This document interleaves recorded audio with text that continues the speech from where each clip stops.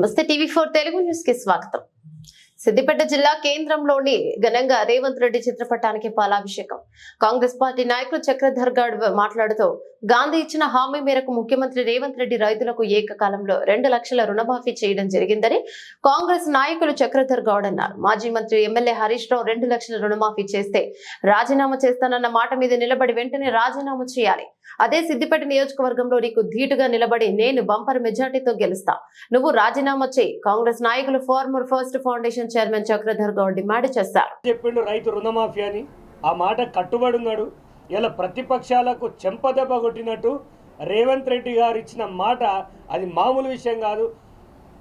ఒకప్పుడు రాజశేఖర్ రెడ్డితో సాధ్యమైంది, తర్వాత రేవంత్ రెడ్డి గారు అది చేసి చూపించారు.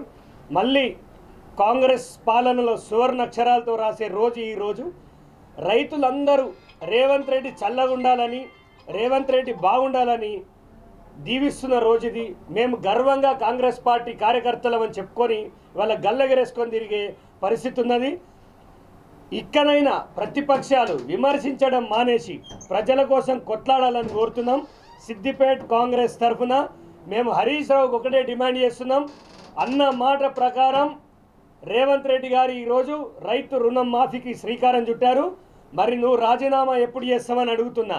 నీకు విశ్వసనీయత ఉంటే, నీకు ఒక రాజకీయాలపైన ఏదైనా విలువలు ఉంటే ఖచ్చితంగా స్పీకర్ ఫార్మాట్లో మీ రాజీనామాను సమర్పించి ముక్కు నాలకు రాసి తప్పైందని రేవంత్ రెడ్డి గారికి చెప్పాలి. మేమందరం ఇలా చాలా సంతోషంగా ఉన్నాం. పటాకీలు కాల్చుకున్నాం, స్వీట్లు పంచుకున్నాం. అయినా మాకు ఇంకా ఏం చేయాలో అర్థమవుతలేదు, అంత ఆనందంగా ఉన్నాం. ఖచ్చితంగా నేను ఒక ఫౌండేషన్లో స్థాపించి రైతు ఆత్మహత్యలపైన కొట్లాడి తలా ₹1,00,000 ఇచ్చిన వ్యక్తిని.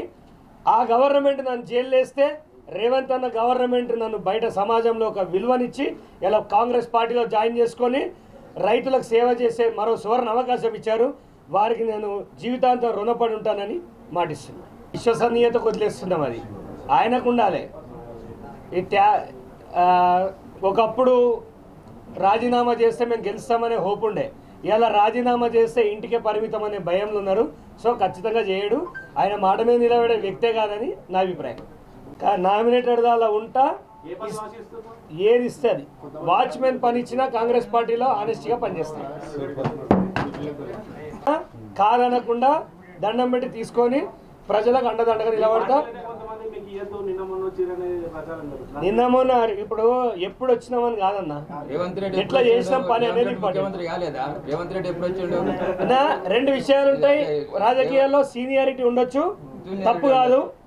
సమర్థత ఉన్న నాయకత్వం కూడా ఉండొచ్చు. 2 ఇంపార్టెంట్. అవి 2 బ్యాలెన్స్ చేసుకొని పోతే బాగుంటుంది. కార్యకర్తలు లేకపోతే ఓట్లు ఎట్లా పడ్డాయి? తప్పు మాట. ఈసారి రాజీనామా చేయమని ఇంట్లో కూర్చోబెడతా, నేనే నిలబడి ఓడిస్తా. మళ్ళా అది హరీష్ రావు దమ్ముంటే పోయి అడగాల మీరే, నన్ను అనద్దు. అది సార్ ఏమైనా చేస్తావా అని పోయి నువ్వు అడుగు, నీ ఛానల్ టీఆర్పీ పెరుగుతుంది. ఎవరు ఆల్రెడీ ప్రతి ఇంటింటి ఉన్నాయి. సిద్దిపేట ఒక రోజు ఒక ఏడాది తర్వాత ప్రతి ఇంట్లో రేవంత్ రెడ్డి ఫోటో ఉండేలాగా పనిచేస్తాం మేము.